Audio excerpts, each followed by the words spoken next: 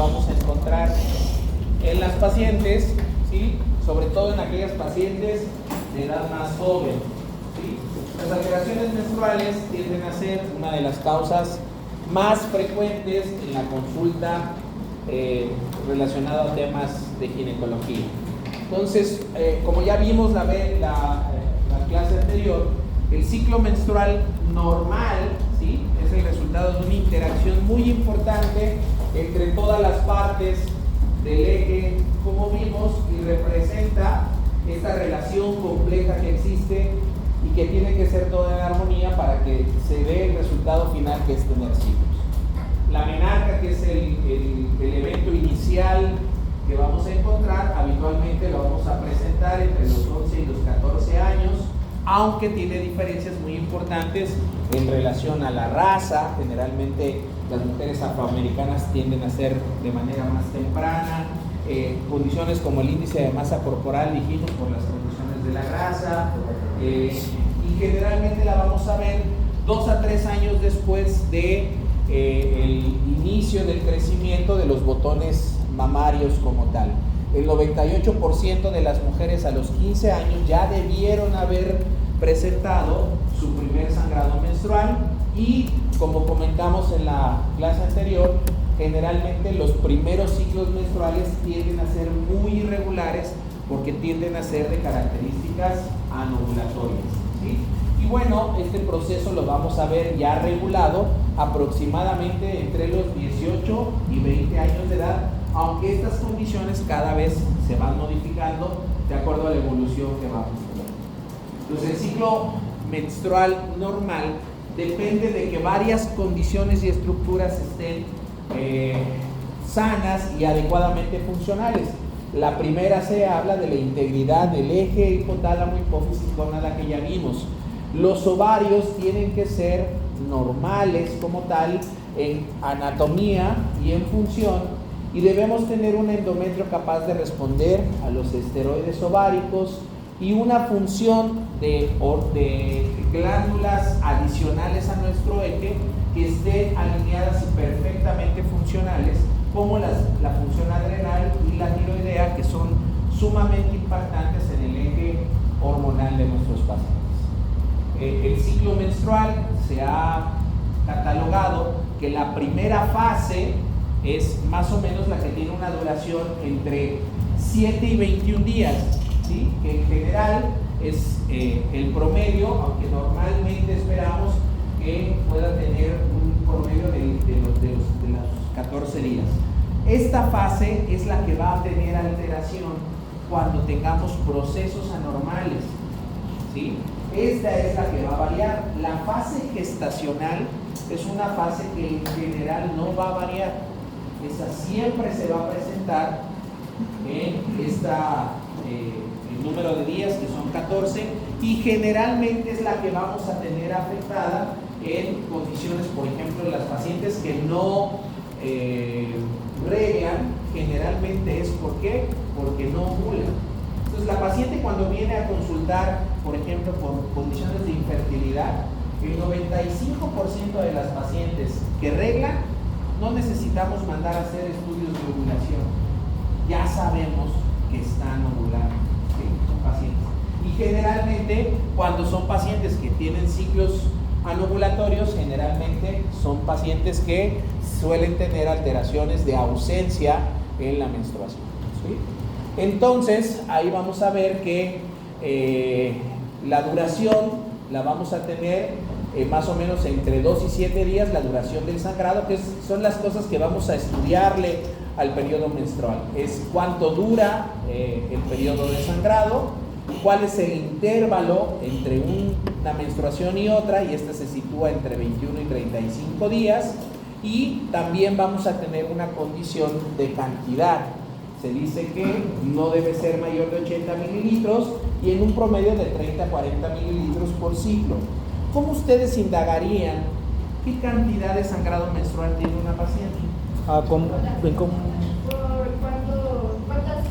la frecuencia de las toallas? Ok, esa puede ser muy buena. Sin embargo, es un grave problema y está complicado que lo hagamos así. O sea, ¿qué tanta cantidad empapa la toalla? Ok, volvemos al punto. ¿Por qué? Porque hoy tenemos 250 tipos de toallas distintas que tienen capacidades diferentes. Entonces, que la paciente te diga que utiliza 3 o 4 toallas, ¿sí? Vamos a tener una variación en relación a cantidad. ¿Y puede ser con las copas menstruales o es lo mismo?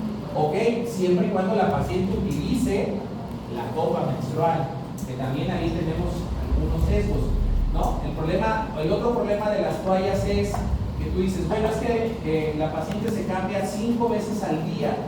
Hay pacientes que se cambian la toalla cuando ya está completamente llena y hay otras que no, que lo hacen de manera más frecuente. Hay otras que por condiciones laborales les cuesta mucho más tiempo poder hacerse un cambio y entonces ahí entramos a la parte del sesgo. Entonces, ¿cómo le haríamos para saber que la paciente tiene un problema en cantidad? Aunque, bueno, no sé si se me fue la cabeza, pero pesar la toallita. Pesar la toallita, siempre y cuando la paciente traiga sus toallitas cargando. Pero, Y creo que podría ser como se decía, de que vea la capacidad, o sea, ver el tipo de toallas que utilice, que de hecho, o sea, preguntarle qué tipo de toallas utilice y ya de ahí ver cuántas toallitas utiliza. Sí, aunque volvemos a caer en la parte del sesgo, ¿no? Tú le dices, ¿cada cuánto se cambia una toalla? Ah, pues, ay, doctor, cuando me la tengo que cambiar. ¿No? Se vuelve una condición. ¿No? Tal vez sí hay demasiado sangre, o sea, se elimina mucha sangre y se puede representar en alguna revestida hepática. Requieres una condición muy grave y continua para ver eso. Podría ser, por ejemplo, también si menstrua más de los más de 5 días, o también si mi esposa no se puede volver. Ok. Aquí el punto es, ¿sí? Si la paciente, desde que empezó a regla 10 días, esa paciente va a venir a la consulta. Aunque aquí diga que reglar más de 10 días es anormal. Si la paciente ha arreglado así toda su vida, no va a venir por eso. Si la paciente suele arreglar abundantemente y así ha sido toda su vida, no va a venir a la consulta por eso. ¿Sí? Cuando la paciente venga y diga, doctor, estoy sangrando de más, está sangrando de más, porque ella conoce cuánto sangra. Y lo mismo va a pasar en relación a los días. Entonces, aunque de manera didáctica, para estudiar al ciclo menstrual, tenemos límites, en la vida real no los tenemos. ¿Sí? Y la paciente no va a venir si no considera que tiene un problema. Entonces, por ejemplo, las pastillas hormonales o, por ejemplo, las pastillas de emergencia que se ponen también podrían alterar la cantidad de... Sí, todo lo que le metas de hormonas al cuerpo hace que interactúe de manera distinta, ¿no? Pero entonces, la paciente que se tomó una pastilla del día siguiente y tuvo alteración en su regla, ¿va a venir a la consulta? No, tampoco, porque ya sabe, dígame ahorita cuál es su delito, no, o sea, ya sabe que utilizó algo que le iba a provocar esa consideración. Entonces, si la mujer no viene a decirnos, doctor, tenemos problemas en la menstruación, no consideren, porque esto, ustedes van a ver que la paciente entró al servicio de cirugía porque le van a hacer una colecistectomía y a la hora que le preguntan en su historia clínica, ella les dice que yo arreglo 10 días. Ay, ustedes van a decir, esta señora tiene un problema, necesita tratamiento. No. ¿Sí? No hay una condición normal estandarizada, aunque para fines didácticos, insisto, vamos a pegar a esas descripciones que existen como tal. Entonces, las alteraciones que vamos a presentar en los sangrados menstruales van, uno, por alteración en la cantidad, y esa va desde la ausencia, ¿sí?, o el exceso. Son las dos condiciones que vamos a ver. Vamos a ver también condiciones por síntomas agregados durante el periodo menstrual, ¿sí?, Y ya platicamos de esto, de que los adolescentes en general tienen una situación en la que van a presentarlos de manera inicial. Ahora, ¿qué abordaje vamos a tener con nuestra paciente que nos viene a consultar, o a la niña que nos traen a consultar por trastornos menstruales? Eso es bien importante, que nosotros sepamos cuáles son los datos que debemos obtener de esa paciente. La paciente tiene caracteres sexuales secundarios desarrollados, aunque no es lo mismo la niña que no regla, ¿sí?, y sigue teniendo características de niña, a la niña que ya regla y tiene desarrollo mamario, tiene desarrollo de vello púbico. Las etiologías son completamente distintas. ¿A qué edad tuvo su menarca si es que ya la presentó? La existencia de una patología crónica, y no solamente en la niña, en la familia, ¿sí? Alteraciones endócrinas que se hayan presentado, si hay otras mujeres que se hayan identificado que tuvieron ese tipo de trastornos.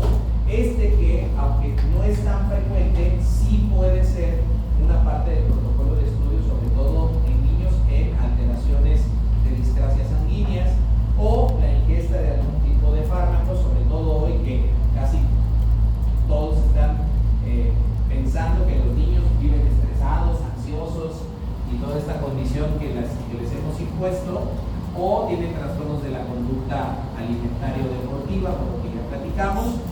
Muy importante hoy en día en los adolescentes siempre hay que abordar el rubro de las relaciones sexuales.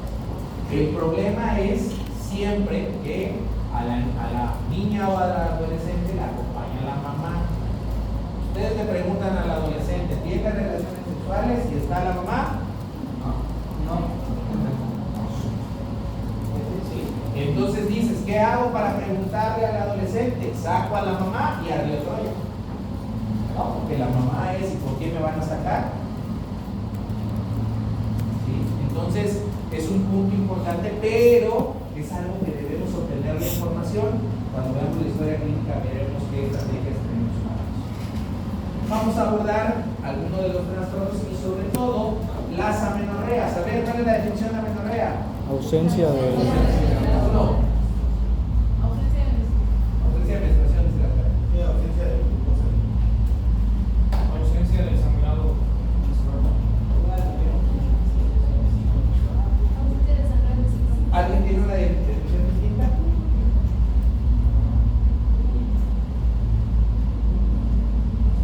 ¿Cómo se llama cuando la paciente llega y dice, fíjate que no arreglé hoy? Esa palabra que da tanto terror. Fíjate que tengo un retraso. ¿Y qué diferencia hay con la amenorrea? ¿O es lo mismo? ¿Por qué no es lo mismo? ¿Tiempo? ¿Qué? La amenorrea es la ausencia del periodo menstrual por más de 3 ciclos. Por más de 3 ciclos. ¿Sí? Algunas definiciones llegan a decir 90 días, que no es tan buena porque ya quedamos que esta condición de la temporalidad no es adecuada.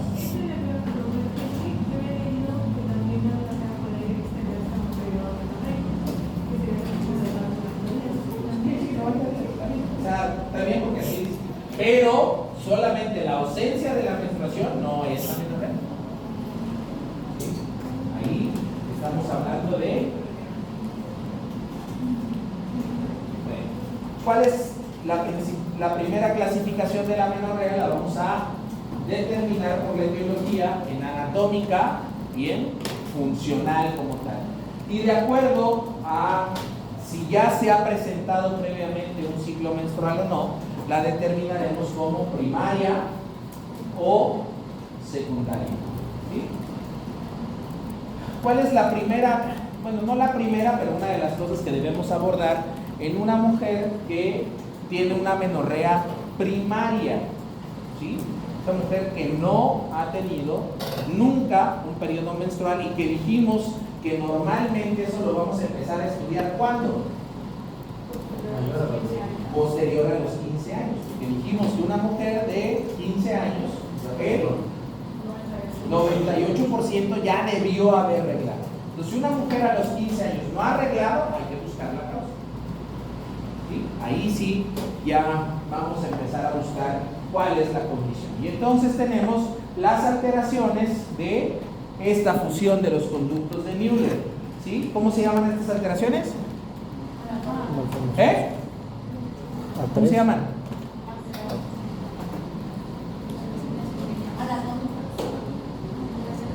Müllerianas, ¿no? ¿Por qué? Porque vienen de los conductos de Müller. ¿Sí? Entonces tenemos las tipo 1, que son hipoplasias, cosas que no se formaron de manera correcta. Aquí vemos como una porción de la vagina, ¿sí? Porque el conducto de Müller, ¿hasta dónde eso desarrolla la vagina? Los 2 tercios, ¿sí? O sea que hay una porción que ya no se desarrolló. Esta porción de abajo sí hay, porque esta de dónde viene. El tercio inferior de la vagina, ¿quién lo forma?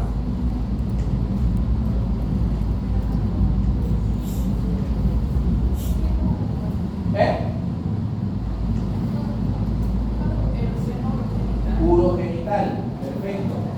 ¿Sí? Aquí vamos a tener una agenesia cervical, una alteración en la formación del fondo, ¿sí? Aquí no se canalizó todo desde vagina hacia la primera porción, pero aquí arriba no. Luego tenemos el útero unicorne, ¿sí? Que va a tener un cuerno, dijéramos, funcional, y otro que va a tener diferentes grados de desarrollo, que puede ser que simple y sencillamente se quedó comunicante, pero no se fusionó del todo, o bien que no tiene ese cuerno de ese lado.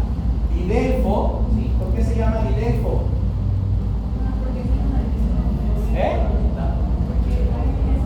Porque esto alguien se imaginó que parece un delfín y este otro delfín.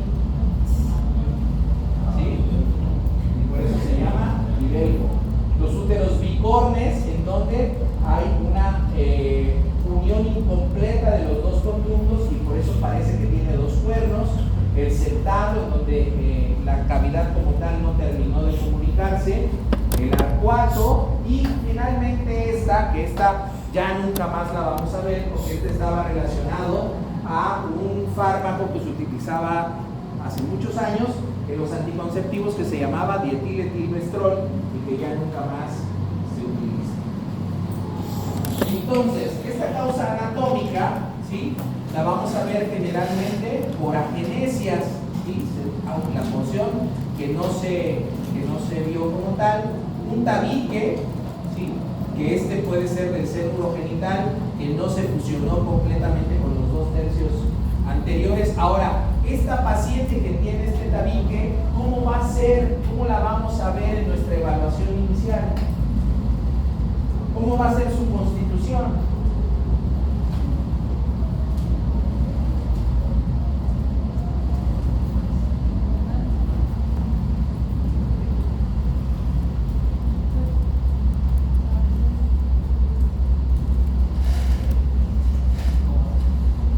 ¿Qué íbamos a valorar de inicio? Eso. ¿Cómo va a ser? ¿Va a tener o no va a tener? No va a tener, ¿verdad? Pues no es cierto. ¿Por qué no va a tener? Si lo único que no tiene es la vagina permeable. Todo lo demás está normal. ¿Qué es lo que va a tener esta niña? ¿Por qué no sangra? Porque no puede salir. La niña tiene su ciclo normal y sangra, y cada mes tiene dolor, pero no sale la sangre, aquí se acumula. Tiene un hematocolpos, un hematometra, pero su desarrollo es normal. ¿Sí? Entonces, si nosotros vemos que tiene los caracteres sexuales desarrollados correctamente, entonces nos vamos imaginando que las gónadas funcionan y que el eje funciona y que seguramente el problema puede ser anatómico. ¿Sí? A partir de ahí vamos a ver o un himen imperforado, igual vamos a tener la misma condición, solamente que en otro nivel, o una fusión incompleta de los labios por el seno urogenital. ¿Sí? Ahora, de manera funcional vamos a tener 2 cosas bien importantes. La primera se llama hipogonadismo, bueno, más bien todas se llaman hipogonadismo.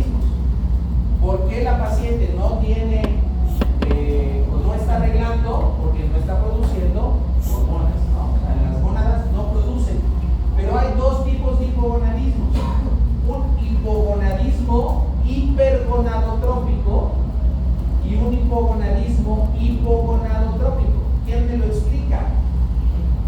¿Qué significa? Pues, tengo una idea tiene que ver con las hormonas, con el Ajá, claro. Me imagino que en el hipotálamo no está llegando. ¿Cuál hiper? En el hipogonadismo hipergonadotrópico, ¿qué pasa? Hipergonadotrópico hay un exceso de hormonas liberadoras de gonadotropina. Ok, ¿qué no funciona? La ¿Quién no hipófisis. funciona ahí? La hipófisis. ¿Quién no funciona? El hipotálamo. ¿Quién no funciona? La hipófisis. El ovario. ¿Sí? Está hipergonadotrópico porque todo aquí se está produciendo con el fin de estimular al ovario que no responde. ¿Sí? Y entonces en el otro que es hipo, el problema está aquí arriba. El ovario está bien, pero no recibe los impulsos para producir las hormonas. ¿Sí? Entonces, aquí tenemos este es una insuficiencia ovárica por un hipogonadismo hipergonadotrópico. La función ovárica está o reducida o ausente. ¿Qué ocurre? En una disgenesia gonadal, como en el síndrome de Turner, un síndrome de X frágil, mutaciones que van hacia el complejo de los citocromos que sirven para la producción de esteroidogénesis, el síndrome del ovario resistente o algunas alteraciones como la galactosemia, que son enfermedades metabólicas que son tóxicas para las células terminales del ovario. ¿Sí? Entonces el problema está intrínseco en el ovario. Y luego tenemos el otro, el hipogonadismo hipogonadotrópico, en donde tenemos como característica el síndrome de Kalman. Son pacientes que el eje arriba no funciona, el ovario está muy bien, pero arriba no está produciendo. ¿Qué tiene que ver que no vuela con que no produzca hormonas? ¿Dónde está la relación?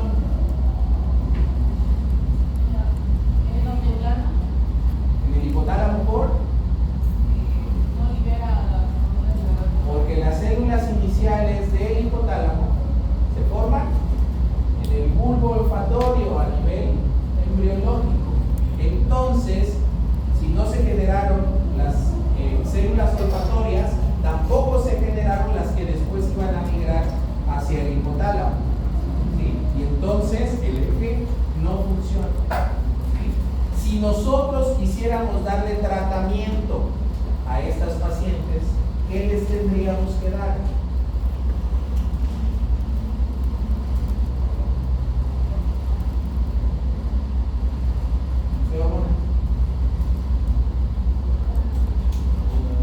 ¿Qué le daríamos? ¿Dónde está el problema? Se puso bueno. El hipotálamo. El problema está arriba. ¿Qué le vamos a dar? ¿Qué hormonas? Gonadotropinas, FSH y LH. LH. No. A los dos, al hipogonadismo hipergonadotrópico y al hipogonadismo hipogonadotrópico le tocan estrógenos. ¿Sí?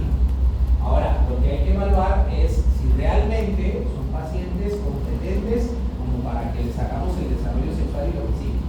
¿Ok?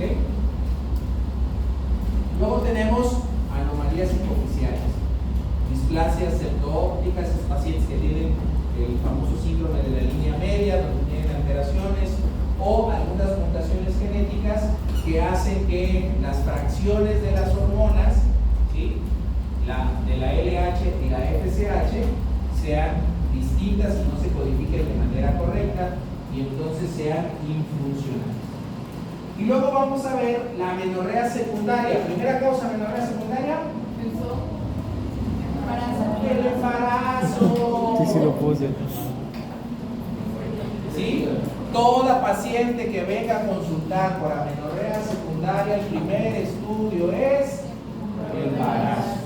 Así jure y perjure por la Virgen, por los santos, que ella nunca el embarazo. ¿Sí?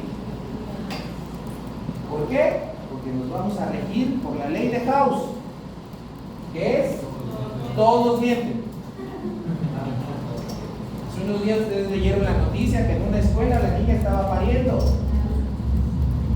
no sabían que estaba embarazada. ¿Sí? A mí, durante el servicio social, me tocó que en la comunidad me llevan a la niña porque tiene dolor abdominal. ¿Sí? La niña estaba en trabajo de parto. Y cuando le dice al papá, casi me pega.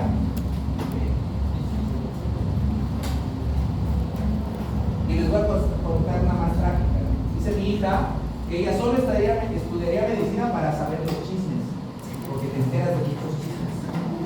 Entonces, resulta que mientras yo hacía la especialidad, llegó al área de urgencias, una paciente gordita, tipo 140 kilos de peso, parapléjica, ¿sí? Con dolor abdominal. Y entonces la paciente está ahí, estuvo 2 días en observación, haciendo el estudio, porque tenía dolor, bla, bla, bla, hasta que una noche pasa el cirujano con sus alumnos de clínica.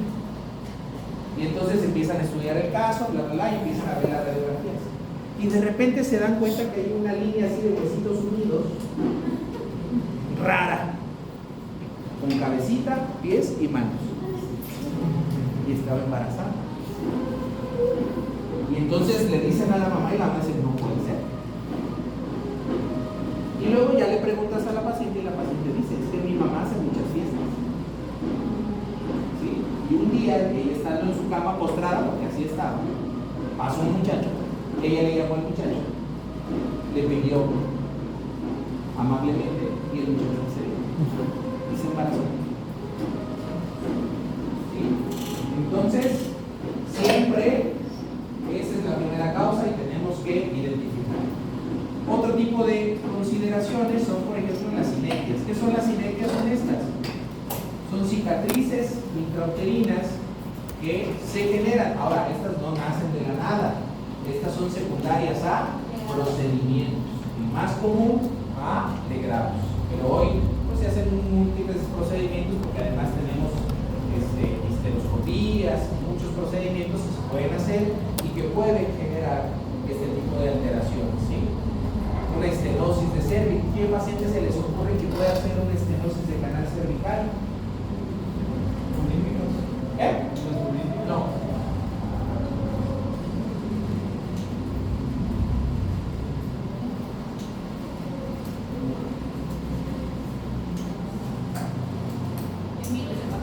¿Virus de papiloma qué fue? ¿Qué? ¿Solo virus de papiloma? No. Humano. ¿Qué fue? Que fue tratado. ¿Con qué? Con un cono cervical, con crioterapia, con electrofibulación, ¿sí? Un procedimiento aquí que después generó estenosis del canal cervical, ¿sí?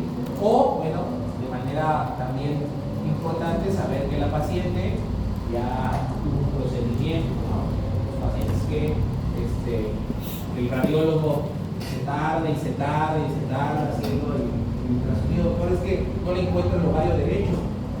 Señora, ¿la han operado? Sí, es que ya me lo quitaron hace 3 años. Si lo hubiéramos preguntado antes, nos hubiéramos ahorrado tiempo. Podría ser también, no está ahí, pero podría ser a causa de algo como rompimiento. Sí, toda condición anatómica que cause obstrucción del canal, aunque generalmente es difícil que los tumores lo causen, pero no imposible. Muy bien. Después tenemos las condiciones funcionales de la amenorrea secundaria, ¿sí?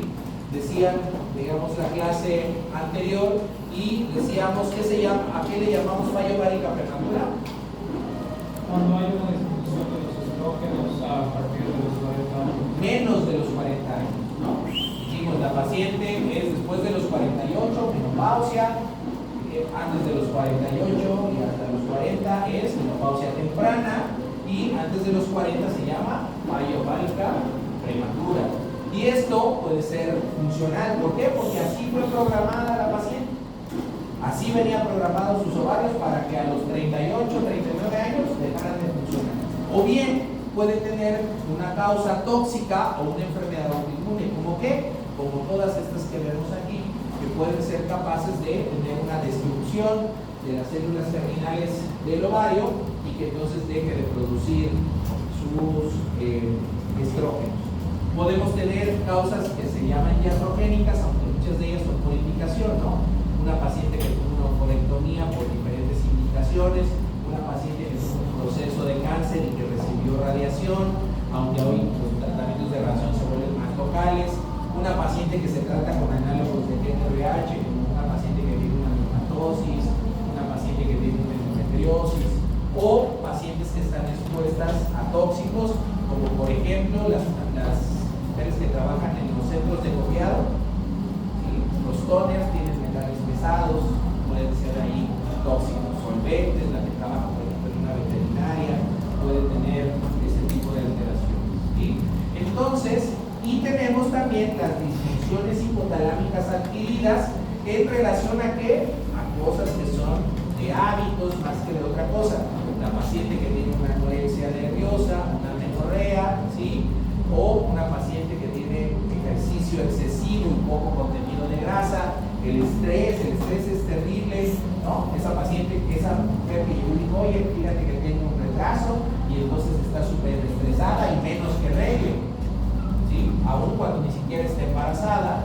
Y la famosa pseudociesis, ¿no? ¿Qué es la pseudociesis?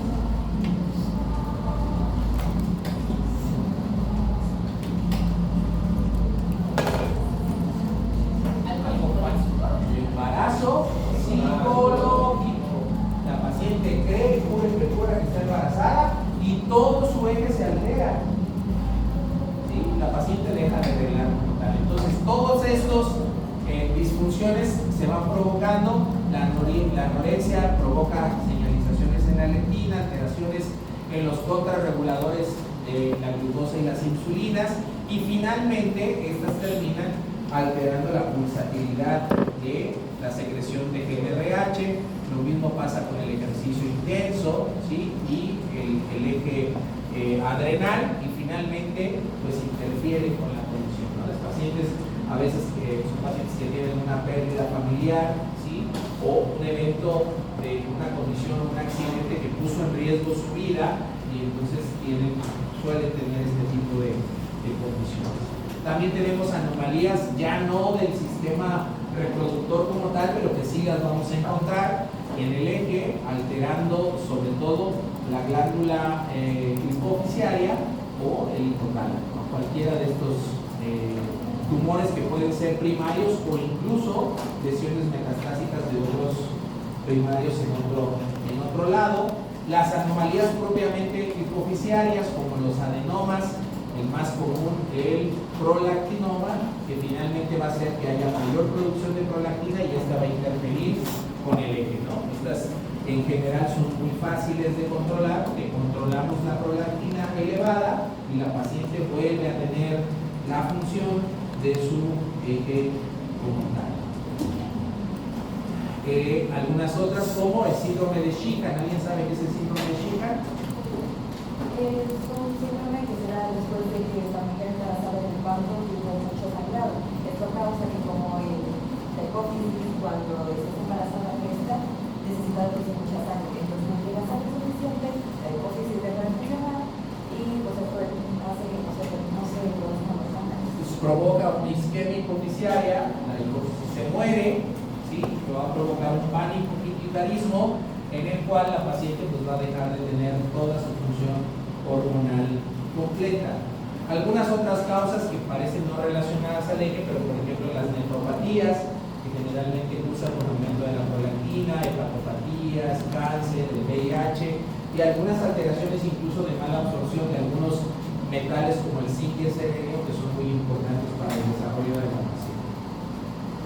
Y finalmente vamos a tener también pacientes que tienen amenorreas eugonadotrópicas. ¿Qué está pasando aquí? Está todo normal. Vamos a medir estrógenos y los estrógenos van a estar altos incluso, ¿sí? Y las gonadotropinas también las vamos a ver en buena concentración. ¿Qué pasa aquí? Lo que sucede es que hay otras condiciones que hacen que ese eje se altere. ¿Cuál es el modelo característico de esta patología? El famoso síndrome de ovarios poliquísticos. ¿Sí? Una paciente que tiene integridad en su eje, pero que hay otras condiciones como insulinoresistencia, como alteraciones metabólicas que interfieren con la buena conducción del eje, y entonces la paciente empieza a tener alteraciones. ¿Sí? Otras como las pacientes que tienen alteraciones en las glándulas suprarrenales, como hiperplasias o tumores, que aquí lo que va a pasar es que la producción de andrógenos va a estar aumentada y esta va a interferir directamente con la producción de estrógenos. Vamos a tener hiperprolactinemia o hipotiroidismo, ¿sí? Y este es el algoritmo que vamos a ver en la amenorrea, ¿sí? La amenorrea, ¿sí? Una vez que descartamos que tiene una condición anatómica, ¿sí? Ya revisamos, no tenemos una condición anatómica, entonces lo que sigue es prueba de embarazo. Siempre hay que descartarla. Si es prueba de embarazo, pues ya que le busquen nombre al niño, que sigan por ahí. Si no, entonces vamos a ir a buscar las cosas más comunes. Esto es bien importante. Suele pasar que la niña no regla y le pidieron un cariotipo. No es lo más importante. Entonces es muy importante que tengamos, porque aquí vamos a encontrar, ¿sí?, el 80% de las causas de las amenorreas. Esta es muy poco frecuente y además es la más cara. Y esto ya ni siquiera se queda con el ginecólogo, esto se va hacia la condición con el genetista. Muy bien. Ahora, en la clasificación habitual, cuando la paciente llega con un trastorno menstrual, pues hay que saber describir cuál es el trastorno que la paciente está teniendo, ¿verdad? Así como contestaron en su examen. Pues tenemos diferentes maneras de llamar a las irregularidades. Esta es una que en realidad es poco usada aquí en México. Esta la utilizan un poquito más mis amigos los pediatras, y ellos son las que más lo utilizan. Nosotros nos vamos básicamente a las alteraciones dependiendo la condición, ¿no? La falta de menstruación, que ya dijimos, es la amenorrea, la alteración de la periodicidad, la alteración en la duración, alteración en la intensidad o las alteraciones por un tipo de predominio que la paciente tenga. Y entonces empezamos. La paciente, en función de qué tan frecuente tiene su ciclo menstrual, quedamos que lo normal es en 28 más menos 7 días. Si la paciente regla menos frecuente que eso, se tarda más de 35 días, va a tener una cosa que se llama oxomenorrea. Si la paciente está arreglando tan frecuente como menos de 21 días, se llama proiomenorrea. Las alteraciones en la duración de días, oligomenorrea cuando dura menos de 4 días, polimenorrea cuando dura más de esos 7 días. Y estos obviamente se pueden ir integrando. Y después tenemos las alteraciones en la cantidad, que las alteraciones en la cantidad, ya dijimos, es la única que no va a tener una condición de normalidad, sino que cuando la paciente llega y diga estoy sacando de más, se va a llamar hipermenorrea, e hipomenorrea cuando ésta se vuelva más escasa de lo habitual que la paciente está teniendo. Algunos otros términos a distinguir: vamos a hablar de una menorragia versus una metrorragia. La menorragia es un sangrado muy abundante en cantidad y en días, pero que son cíclicas, o sea, en los periodos que la paciente regla mucho y muchos días, ¿sí? Y la metrorragia, a diferencia, esta paciente regla mucho y muchos días fuera de sus ciclos, en cualquier momento, ¿sí? También son dos condiciones. Esta generalmente es una condición funcional, esta generalmente es una condición anatómica, ¿sí? Vamos a hablar de disomuria en esas pacientes que durante los periodos donde se espera la ovulación llegan a tener cierto manchadito. Y la eumenorrea es importante porque este es cuando describimos a una paciente que no tiene alteraciones menstruales, ¿sí? Decimos tiene la paciente ciclos eumenorreicos. Con eso entendemos que la cantidad, la duración y la intensidad son normales para esa paciente, ¿no? Ya no hay que describir uno por uno, sino simple y sencillamente los describimos así. ¿No? ¿Qué dijo que era esta oxomenorrea y la COVID? Esta va en relación a los días que dura cada ciclo, o sea, que hay entre un ciclo menstrual y otro, ¿sí? 28 días siendo el promedio, más o menos 7 días. Si la paciente tiene ciclos de mayores de 35 días, se llama oxomenorrea. Si tiene menos de 21 días, se llama proiomenorrea. ¿Sí?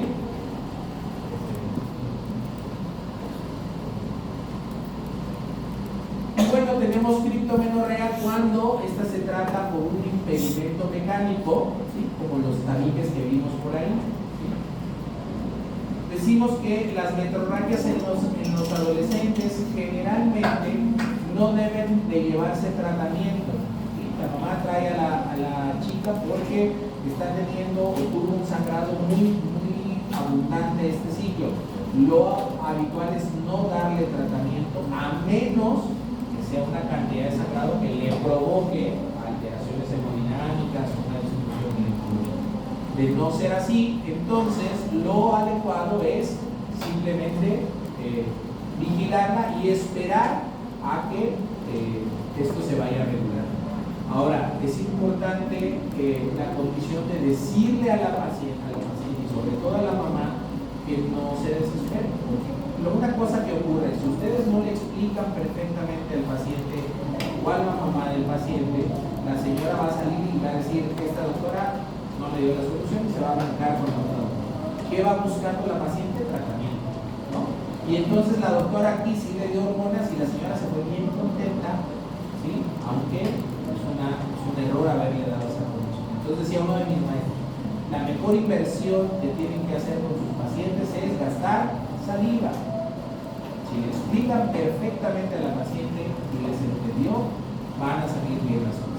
Y bueno, en esas pacientes que tengan sangrados excesivos de repetición, pues sí vale la pena hacer o determinar alteraciones en la coagulación, porque pues bueno, aunque no es lo más frecuente, sí tenemos ahí una población en riesgo de tener alguna disgracia sanguínea. ¿Okay? Estas son como las condiciones de alteración, y muy importante, dentro de estas pues está la parte de la violencia, sobre todo cuando son adolescentes. Siempre hay que considerar que las pacientes puedan tener una alteración de violencia y tomarlo desde ese punto de vista. Y después llegamos a las alteraciones que son por sintomatología agregada sobre el síntoma. La paciente no tiene ni alteraciones en la cantidad ni alteraciones en la frecuencia, lo que tiene son síntomas adicionales. Entonces, la dismenorrea como tal, vamos a tener una dismenorrea primaria y una secundaria.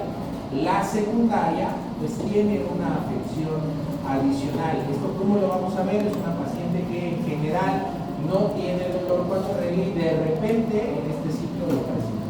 Entonces, esa paciente hay que hacer una exploración, porque lo más común es las infecciones, ¿sí?, que se pueden presentar, o bien trastornos que se van acumulando como endometriosis o incluso alteraciones anatómicas como miomas o pólipos.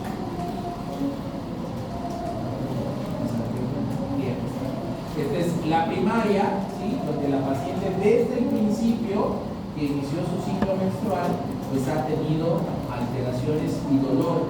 Esta normalmente se van a presentar no de manera inicial en el adolescente que inicia menstrual generalmente no son ciclos dolorosos, porque el dolor viene secundario a la ovulación. Una vez que la ovulación se da, se empieza la producción de prostaglandinas que genera contracciones y genera isquemia a nivel miometrial, por lo tanto es lo que genera el dolor en la mujer de manera inicial, ¿sí? Pues el tratamiento para una dismenorrea primaria, ¿sí?, es sobre todo basado en AINES. Si el problema son prostaglandinas, vamos a darle un fármaco que disminuya la producción de estas. Y debemos enseñar a la paciente también a anticiparse. La paciente ya sabe que 1 o 2 días antes de que vaya a arreglar va a empezar a tener dolor, y entonces indicar que a partir de ahí empiece a premedicarse, generalmente 3 a 5 días al mucho mucho y debe ser suficiente para mejorar, ¿sí? Y en algún momento, cuando es una paciente que además tiene la necesidad de anticoncepción, pues es una doble terapia, porque le vamos a dar la anticoncepción y ante no haber ovulación, pues la paciente va a tener una disminución de la presencia de dolor como tal. Lo que sí no se valdría es que sea un adolescente que no tiene vida sexual y le estén dando de entrada anticonceptivos, porque esto estamos hablando de una dismenorrea. La dismenorrea generalmente son síntomas leves y transitorios, ¿sí? Y no vamos a tener una condición mayor. Ustedes le quitan el dolor a la niña y la niña es con su vida totalmente normal, ¿no? Esto también lo tenemos que abordar desde la parte del interrogatorio hasta si en algún momento hay la necesidad de abordar estudios de imagen. Pero luego tenemos otra fase un poquito más alta, que es el famoso síndrome premenstrual. Aquí ya no solamente son síntomas físicos, sino ya empezamos a tener alteraciones en el estado de ánimo, ¿no? Que esto es de manera recurrente. Algunas mujeres durante algunos periodos pueden llegar a tener alguna situación de condición anímica que no es de manera repetitiva, pero estas son pacientes que en cada ciclo presentan cosas como se vuelven muy irritables, son días en donde incluso se apartan, ¿sí? Se esconden, se están peleando todo el día con la mamá, ¿no? Porque además suele pasar el fenómeno de que está la chica adolescente y la mamá en la perimenopausia, ¿no? Y entonces la casa es una bomba de sentimientos de manera completa. Entonces incluso llega a tener sentimientos de rechazo. ¿Qué ocurre con esto? Que la paciente, una vez que termina la parte del periodo menstrual, pues se acabó el problema, ¿no? O sea, son esos días, aquí requiere un poquito más de contención, en algunos momentos se volverá incapacitante, incluso dejará de ir a la escuela tal vez, pero pues no hay mayor condición que una vez pasando esto se nos va. Pero después tenemos el punto más alto, que es el trastorno disfórico menstrual. Esto ya no es nada más una alteración menstrual. Esto incluso está catalogado en el libro de las enfermedades mentales y está ahí metido. Este es un trastorno ya que requiere tratamiento y acompañamiento psiquiátrico. Aquí ya vamos a condiciones importantes como disforia, ansiedad. Aquí la niña puede tener ideas suicidas, puede tener eventos depresivos de manera importante, y entonces aquí sí ya no es solamente el tratamiento ni del dolor ni de la condición hormonal, sino ya tenemos que irnos hacia la parte de pedir ayuda con el psiquiatra.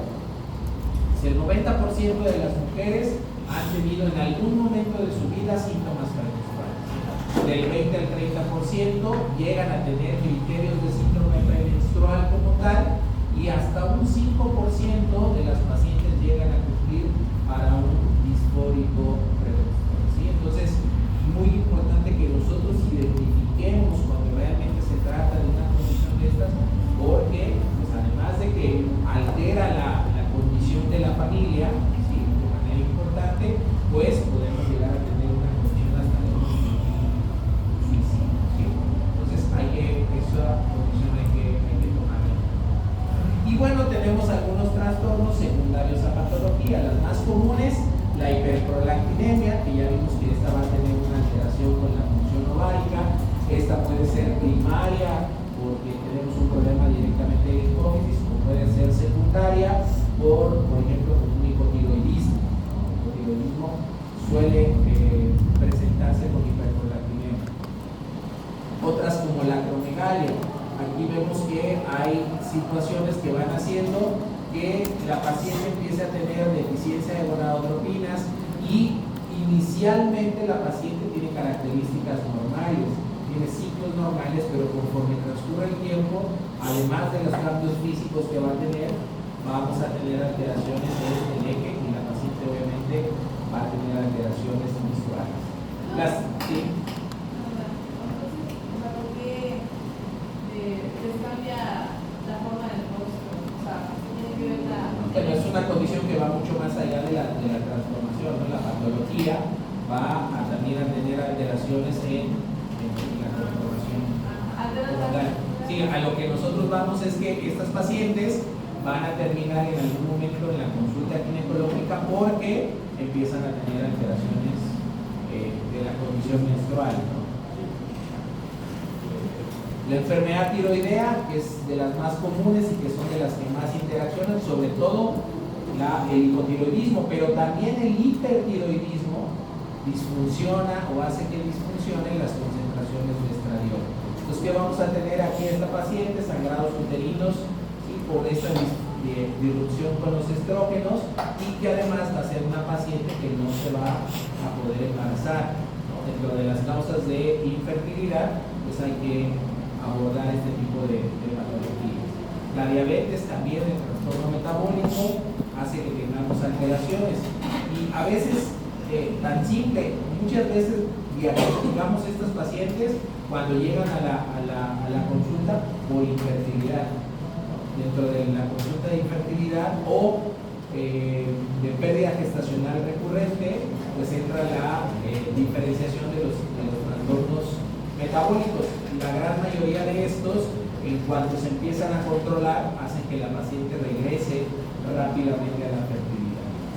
Enfermedades renales, ¿sí? Que también pues se relacionan a la producción de prolactina. Entonces, tenemos diferentes patologías que pueden terminar impactando. Claro, de entrada, como les dije, lo vamos a ir haciendo por lo más frecuente siempre, y después nos vamos a ir a lo más raro al final del día. ¿Sale? ¿Alguna duda? Ya saben que es amenorrea, ya saben que es hipermenorrea, muy tarde, pero ya lo saben. Muy bien. La clase que sigue, por favor.